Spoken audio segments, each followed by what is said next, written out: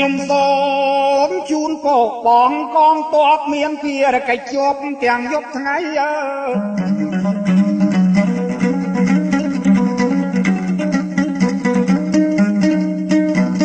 ខំការព្រាបៀព្រំដែនបរិយទឹកដីអង្គរឲ្យគង់នៅ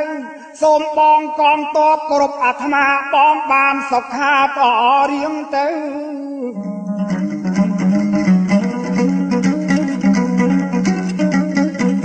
ប្រាជ្ញឈួនគង់ថ្ងៃខ្ញុំសូមជូនពរដល់បងប្អូនអ៊ំយាយតាញាតិមិត្តពូមីងគ្រប់អាត្មាក្មួយកម្មារាកម្មារីសូមឲ្យបានសុខទាំងថ្ងៃយប់កុំឲ្យមានជួបអសន្នភ័យឈ្នះមាសត្រូវទឿន